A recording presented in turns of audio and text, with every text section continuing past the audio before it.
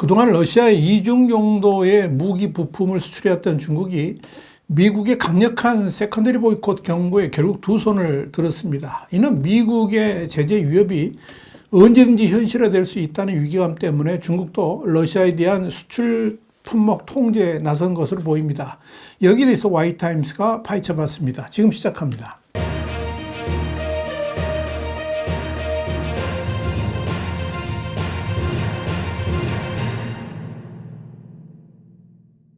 블룸버그는 현지 시간으로 17일 중국 해관 총서의 자료를 인용해서 지난 3월 중국의 대러시아 수출이 1년 9개월 만에 전년 대비 감소세를 보였다 그러면서 이런 대러시아 수출 감소는 러시아의 우크라이나 침공 지원에 대한 미국의 보복 위협이 커지는 가운데 발생한 것이다. 이렇게 보도를 했습니다.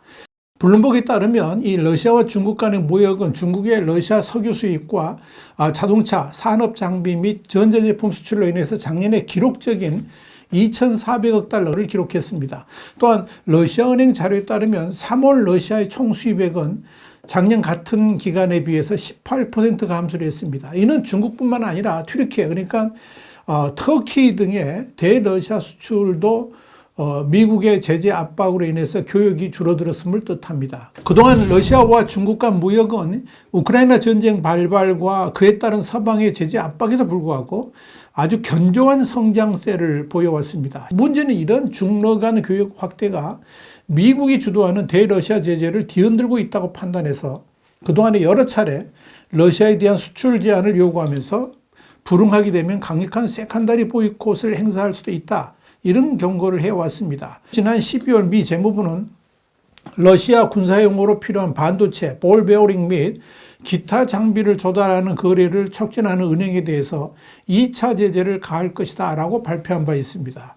이후 중국 국영은행들은 미국의 세컨더리 제재를 의식해서 지난 1월부터 러시아 고객에 대한 자금 지원을 강화하기 시작했습니다. 실제로 러시아 현지 매체인 코메르산트는 지난 4일 지난 3월 들어 중국 은행들이 전자조립용 부품을 구매하는 러시아 기업의 결제를 차단하기 시작했다라고 보도를 했습니다. 이 매체에 따르면 송장 결제를 위한 자금 이체 문제는 12월부터 중국 전자제품 수입업체에 영향을 미치기 시작한 것으로 보입니다. 그러면서 자연스럽게 중국은 대러시아 수출 품목들에 대해서 통제에 들어갔고 이로 인해서 대러시아 수출이 급감하기 시작했다라고 보면 될 겁니다. 눈여겨볼 것은 앞으로의 전망입니다. 지난 4월 초에 4일간의 일정으로 중국을 방문한 앨런 장관의 초강력 최후 통첩이 앞으로 중국의 대러시아 수출에 어떤 영향을 미칠 것인가의 여부입니다. 앨런 미 재무장관은 러시아에 대해서 군수품이나 이중용도 물품 판매를 지원하는 중국 은행들은 미국의 제재를 받을 수 있다라고 경고를 한 바 있습니다. 그런데 앨런 장관이 베이징을 방문했을 때 러시아의 세르게이 라브로프 외무 장관도 9일 베이징을 방문해서 시 주석을 예방했습니다. 이날 만남에 대해서 러시아 외무부는 시 주석은 이 자리에서 러시아와 중국의 관계를 높게 평가하고 포괄적인 파트너십과 전략적 협력 관계를 더 발전시킬 준비가 되어 있다라고 강조했다. 이렇게 전한 바 있습니다. 이 라브로프의 베이징 방문과 러시아 외무부의 이런 성명은 라브로프가 왜 베이징을 방문한 것인지 그 이유를 알게 해줍니다. 미국의 강력한 제재 경고로 인해서 중국의 대러시아 수출, 특히 전략물자에 대한 수출 통제가 이루어지는 것에 대해서 심각하게 문제들을 논의했을 가능성이 있습니다. 그렇다면 중국은 구체적으로 러시아에 어떤 전략물자들을 수출해 왔을까요? 미국에서 VOA는 현지 시간으로 17일 펠라이더 미국 국방부 대변인이 15일 정례 기자회견에서 중국이 러시아의 국방 생산 지원을 늘려서 우크라이나 전쟁을 적극적으로 지원하고 있다라고 말했다. 이렇게 보도를 했습니다. VOA가 미국의 정보기관이 발표한 자료를 인용해서 보도한 바에 따르면 중국은 러시아에 대한 공작기계 마이크로 전자공학 및 기타 기술 판매를 크게 늘렸습니다. 모스크바는 이를 활용해서 미사일과 탱크, 항공기 및 기타 무기를 생산하고 있다는 것입니다. 그 첫째가 지리공간 인텔리전스입니다. 중국은 군사 목적으로 활용할 수 있는 지리공간 인텔리전스를 제공함으로써 위성, 모바일 센서, 지상 관제소 및 항공 이미지의 데이터를 통합할 수 있도록 도왔습니다.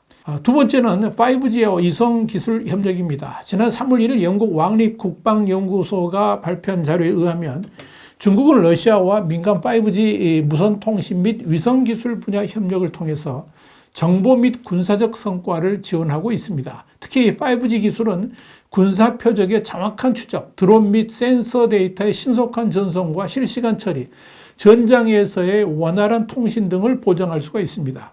여기에 중국의 화이가 동원된 것으로 보입니다. 중국은 러시아에 군사 용도로 활용할 수 있는 이중 용도 제품들을 러시아에 수출해왔습니다. 러시아군이 참호와 방어 요새를 구축하는 데 필요한 굴삭기 및 불도저는 전쟁 개시 이후에 최소 2~3배 이상 늘어났습니다. 중국의 드론도 러시아에 집중 수출된 품목 중 하나입니다.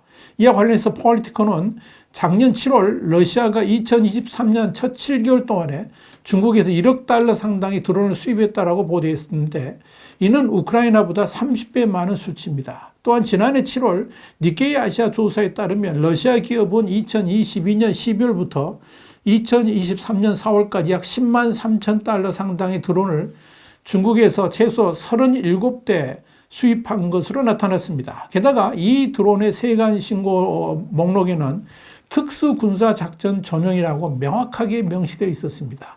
이것이 전부가 아닙니다. 월저널이 지난 4일 보도한 바에 따르면 중국산 드론이 중앙아시아 국가를 거쳐서 러시아로 또 대량 유입됐습니다. 탱크 및 전투기 부품도 러시아로 유입됐습니다. 특히 볼 베어링 같은 경우는 러시아가 직접 수입하지 않고 키르기스탄을 경유해서 우회 수입을 했습니다.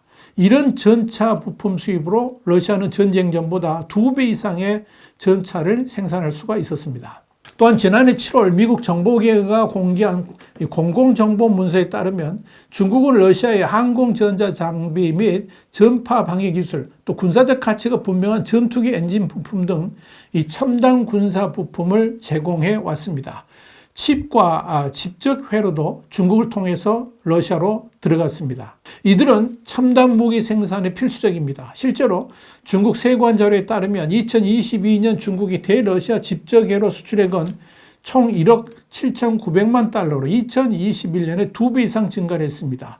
또 중국의 칩은 튀르키예를 통해서 러시아로 우회 수출되기도 했습니다. 문제는 중국이 러시아 이중용도 물품을 비롯한 전략 제품에 대해서 수출을 중단하게 되면 당장 러시아의 전쟁 수행 능력에 큰 차질을 빚을 수 있다는 점입니다. 더욱이 중국의 대러시아 수출은 갈수록 더 줄어들게 될 것입니다. 상황이 이렇다 보니 라브로프 장관이 베이징으로 달려간 것이고 블라디미르 푸틴 대통령도 오는 5월 중국을 방문해서 중요한 현안들을 논의하게 될 것으로 보입니다. 이와 관련해서 블룸버그는 소식통을 인용해서 푸틴 대통령이 다음 달 중국을 방문해서 시진핑 중국 국가주석과 회담을 통해서 무역량 강화 필요성을 언급할 수도 있다. 그러면서 이 러시아 측은 무역 규모 감소를 일시적인 것으로 보고 있다라고 부연했습니다. 이를 다른 말로 바꿔보자면 중국의 대러시아 무역 통제는 있을 수 없는 일이다 하는 것이 러시아의 생각이고 3월의 수출 감소는 당연히 일시적 현상이어야 된다는 것을 강조하고 있다. 이렇게 보면 됩니다. 한마디로 앞으로 계속 줄어들게 되면 심각한 일이 발생할 수도 있다 하는 의미입니다. 이런 점을 감안해서 토니 블링컨 미 국무장관도 또다시 중국을 방문해서 중국이 러시아의 전쟁 수행 능력을 지원해서는 안 된다는 점을 강력하게 촉구할 것으로 보입니다. 옐런 장관의 경고에 이어서 블링컨 국무장관까지 나서가지고 중국을 윽박지르는 모양새를 보이고 있는 것입니다.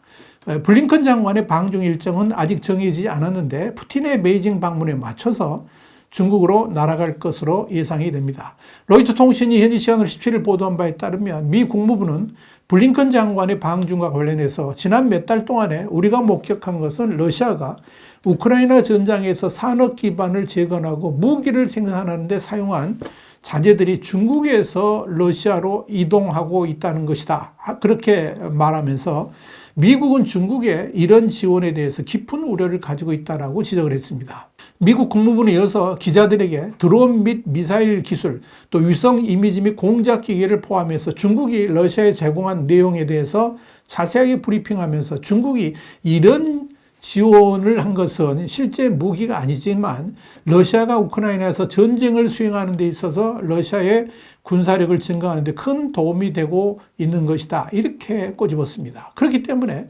블링컨 장관의 방중을 통해서 더 이상 중국이 러시아에 대해서 이중용도 제품을 포함한 이 전략물자의 대러시아 수출을 할 수 없도록 만들겠다 하는 겁니다. 이는 분명 푸틴의 방중을 의식한 행보로 읽혀집니다.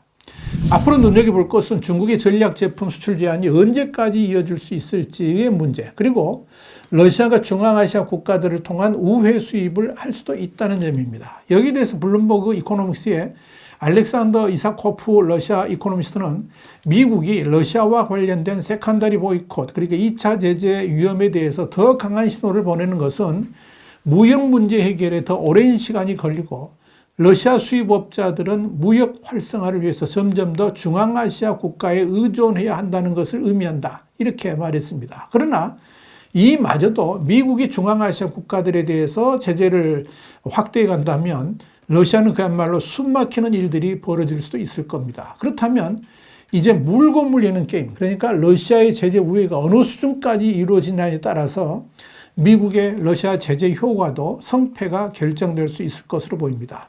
그럼에도 미국의 이런 제재가 본격화되면서 중국이 일단 대러시아 제재에 순응하기 시작했다는 것은 이 점만 가지고도 러시아의 전쟁 수행 능력을 제한하는 데 상당한 파괴적인 효과를 거둘 수 있을 것으로 보입니다. 와이타임 정세 분석이었습니다. 감사합니다.